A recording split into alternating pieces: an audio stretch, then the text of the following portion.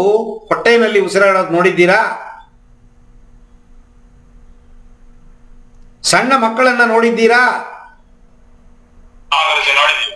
ಸಣ್ಣ ಮಕ್ಕಳು ಹೊಟ್ಟೆಯಲ್ಲಿ ಉಸಿರಾಡತ್ತೆ. ಪ್ರಾಣಿಗಳು, 4 ಕಾಲು ಪ್ರಾಣಿಗಳು, ಪಕ್ಷಿಗಳು, ಜೀವ ವಸ್ತುಗಳು ಯಾವುದೇ ಆಗಲಿ ಹೊಟ್ಟೆನಲ್ಲೇ ಉಸಿರಾಡೋದು. ಪ್ರಾಣಿಗಳಿಗೆ ರೋಗವೇ ಬರಲ್ಲ, 99% ರೋಗ ಬರಲ್ಲ. ತನ್ನಿಚ್ಛೆಯಂತೆ ತಾನು ರೋಗವನ್ನು ಸರಿ ಮಾಡಿಕೊಳ್ಳುತ್ತೆ. ಮನುಷ್ಯ ಥರ ಡಾಕ್ಟರ್ ಹತ್ರ ಹೋಗಲ್ಲ ಪ್ರಾಣಿ. ಕಾರಣ ಹೊಟ್ಟೆ ಉಸಿರಾಟ.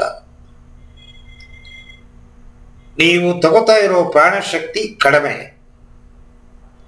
ಸರಿ ಪ್ರಮಾಣದ ಪ್ರಾಣಶಕ್ತಿಯನ್ನು ತಗೊಳ್ಳಂಗೆ ಭಗವಂತ ನಿಮ್ಮನ್ನು ಹುಟ್ಟಿಸಿದಾಗ ಮಾಡಿದ್ದ. ಅದು ಹೇಗೆ ಹೊಟ್ಟೆ ಉಸಿರಾಟ ಎದೆಗೆ ಬಂತು? ನಿಮ್ಮ ಹೊಟ್ಟೆಗೂ ಎದೆಗೂ ಮಧ್ಯದಲ್ಲಿ ಒಂದು ಪದರ, ಹೆಂಗಸರ ಗರ್ಭಕೋಶ. ಹೇಗೆ ಮಕ್ಕಳು ಉಸಿರಾದಾಗ ದೊಡ್ಡದಾಗತ್ತೆ, ಡೆಲಿವರಿ ಆದಾಗ ಚಿಕ್ಕದಾಗಿ ಹೋಗುತ್ತೆ. ಎಲಾಸ್ಟಿಸಿಟಿ ಇರುತ್ತೆ, ಚಿಕ್ಕದು ದೊಡ್ಡದು ಆಗುತ್ತೆ. ಸೇಮ್ ಟೈಪು ಇದು ಒಂದು ಪದರ. ನಿಮ್ಮ ಹೊಟ್ಟೆಗೂ ಎದೆಗೂ ಮಧ್ಯದಲ್ಲಿ ಅರ್ಧ ಅಡಿ ಗ್ಯಾಪು, ಅಲ್ಲಿ ಒಂದು ಪದರವನ್ನು ಹಾಕಿದ್ದಾನ ಭಗವಂತ. ಡಯಾಫಾರಮ್ ಅಂತ ಹೆಸರು. ಅದಕ್ಕೆ ಹೆಸರು ಕೇಳಿದ್ದೀರಾ? 7ನೇ ಕ್ಲಾಸಲ್ಲಿ ಓದಿದ್ದೀನಿ ನಾನು, ನಂಗೆ ನೆನಪಿದೆ. ನೀವು 7ನೇ ಕ್ಲಾಸೇ ಓದಲಿಲ್ಲ, ಪಾಸ್ ಮಾಡಿ ಮೇಲೆ ಬಂದ್ಬಿಟ್ಟಿದ್ದೀರಾ. ಸೈನ್ಸಲ್ಲಿ ಬರುತ್ತೆ, ಜನರಲ್ ಸೈನ್ಸ್. ಡಯಾಫಾರಮ್ ಅಂತ ಅನ್ನೋದು ಏನು ಮಾಡುತ್ತೆ?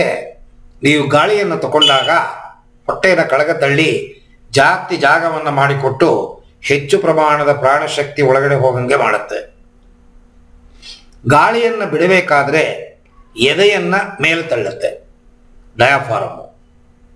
ಯಾತಕ್ಕೆ ಮೇಲೆ ತಳ್ಳುತ್ತೆ? ಬೇಡದೇ ಇರೋ ಗಾಳಿ, ಕೆಟ್ಟ ಗಾಳಿ ನಿಮ್ಮ ಎದೆನ ಒಳಗಡೆ ಬಂದು ತುಂಬಿಕೊಂಡಿರುತ್ತೆ, ಅದನ್ನು ತಳ್ಳುತ್ತೆ ಮೇಲೆ. ಎಲ್ಲ ಕ್ಷಣ ಮಾತ್ರದಲ್ಲಿ ನಡೆಯುತ್ತೆ, ಆಟೋಮೆಟಿಕ್ ಪ್ರಾಸೆಸ್ಸು. ಭಗವಂತನ ಇಲ್ಲ ಅಂತಾರೆ, ಒಳಗಡೆ ಎಷ್ಟು ಮೆಕ್ಯಾನಿಸಮ್ ಮಾಡಿದ್ದ ನೋಡಿ. ನಿಮ್ಮ ನೀವೇ ಒಂದ್ಸತಿ ಯೋಚನೆ ಮಾಡಿ ನೋಡಿ. ಅತಿ ಅದ್ಭುತವಾದ ವಿಸ್ಮಯಗಳು ನಮ್ಮ ದೇಹದ ಒಳಗಡೆ ಅಡಗಿದೆ. ಇದು ಏನಾಯಿತು? ಕ್ರಮೇಣ ಹೊಟ್ಟೆ ಉಸಿರಾಟ ಡಯಾಫಾರಮ್ ಮೇಲೆ ಕೆಳಗೆ ಹೋಗ್ತಿರೋದು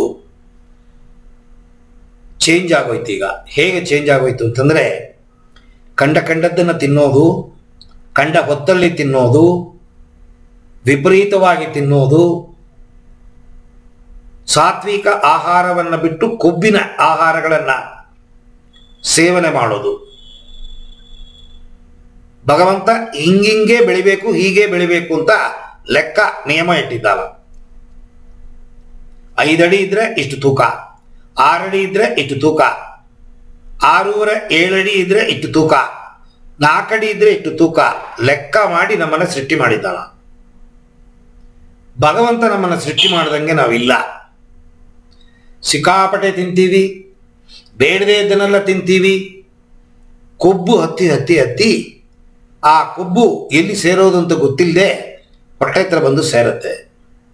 ಹೊಟ್ಟೆ ಬೆಳೆದು ಬೆಳೆದು ಮುಂದೆ ಬೆಳೆಯೋಕೆ ಜಾಗ ಇಲ್ಲದೆ ತನ್ನ ಮೇಲಿರುವ ಡಯಾಫಾರಮ್ ಅನ್ನು ಮೇಲೆ ತಳ್ಳಿ ಹೊಟ್ಟೆ ಮೇಲೆ ಬೆಳೆದು ನೀವು ಕೈ ಇಟ್ಟು ನೋಡಿದ್ರೆ ಎದೆ ಸಾಧಾರಣ ಇಲ್ಲಿರಬೇಕು,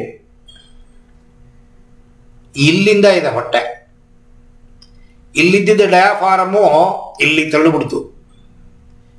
ಇಷ್ಟಲ್ಲಾಡ್ತಾ ಇತ್ತು ಡಯಾಫಾರಮ್ಮು, ಈಗ ಇಷ್ಟೇ ಅಲ್ಲಾಡ್ತಿದೆ. ಅಲ್ಲಾಡ್ತಿದೆ, ಕಡಿಮೆ ಅಲ್ಲಾಡ್ತಿದೆ. ಅಂದರೆ ನಿಮ್ಮ ಲಂಗು, ನಿಮ್ಮ ಶ್ವಾಸಕೋಶ, ಅದರ ಆಕ್ಷನ್ ಪರಿಪೂರ್ಣವಾಗಿ ನಡೀತಾ ಇಲ್ಲ.